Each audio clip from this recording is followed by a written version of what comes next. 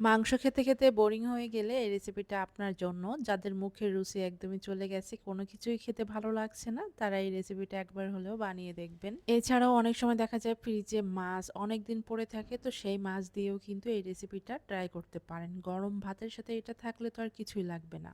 আমি এখানে পাঙ্গাস মাছ এমন ছোট টুকরা করেই নিয়েছি, যেহেতু মাছে হচ্ছে কাঁটা কম থাকে, যে কোনো মাছ দিয়েই রান্না করতে পারবেন। তো এখন এটা কিন্তু ভালো করে ধুয়েও নিয়েছি। পরিমাণ মতো লবণ, মরিচের গুঁড়ো, হলুদের গুঁড়ো দিয়ে এখন হাত দিয়ে মেখে নিচ্ছি। কাঁটা ছাড়া যে কোনো মাছ দিয়ে করলে আরও বেশি ভালো লাগবে, কাঁটা বাছাবাছির কোনো ঝামেলা থাকবে না। তো এটা কিন্তু অলরেডি মাখা হয়ে গেছে, আর এটা রেস্টে রাখারও কোনো দরকার নাই। ফ্রাই প্যানে তেল দিয়ে দিচ্ছি, আর এখন আগে থেকে মেখে রাখা মাছগুলা দিয়ে আমি ভেজে নিব।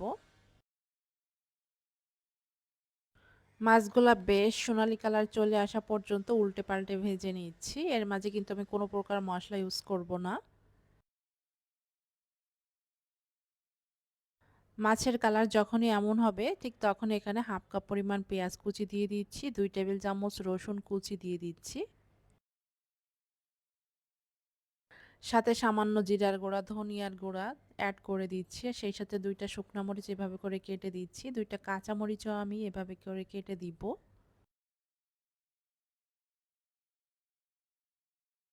এখন উল্টে পাল্টে চুলোর আঁচটা মিডিয়াম টু লোতে রেখে আমি ভেজে নিব। আর এখানে কিন্তু পরিমাণ মতো লবণও দিব। মাছে কিন্তু অলরেডি লবণ দেয়া, তবে বাদ বাকি যে ইনগ্রেডিয়েন্টস দিয়েছি এখানে কিন্তু লবণ দেয়া লাগবে।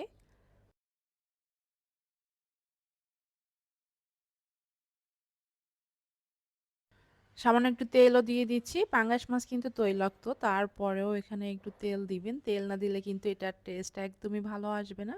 এখন হচ্ছে উল্টে পাল্টে মচমচে করে ভেজে নিতে হবে। এখানে আমার কাছে ঝালের পরিমাণ একটু কম লাগতেছিল, এজন্য একটু মরিচের গুঁড়াও দিয়ে দিয়েছি। আপনারা ঝাল যেমন খাবেন ঠিক ততটুকুই অ্যাড করে দিবেন।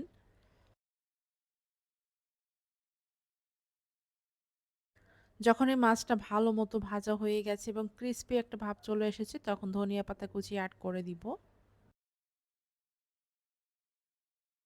এরপর 2 থেকে 3 মিনিট মিডিয়াম আঁচে ভেজে আমি নামিয়ে নিব।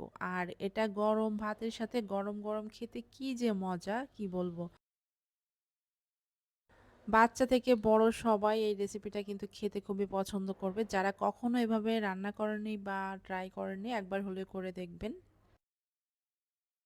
আমার তো রান্নার পরপরই এত বেশি ক্ষুধা লেগে গেছে, এটা দেখে গরম ভাত নিয়েছি, সাথে গরম এই রান্নাটা, ব্যাস আর কিছুই লাগবে না। নতুন কোনো রেসিপি পেতে অবশ্যই আমার ফেসবুক পেজটা ফলো দিয়ে রাখবেন, ইউটিউব চ্যানেলটা সাবস্ক্রাইব করবেন। সবাই ভালো থাকবেন, নতুন রেসিপি নিয়ে চলে আসবো। আল্লাহ হাফেজ।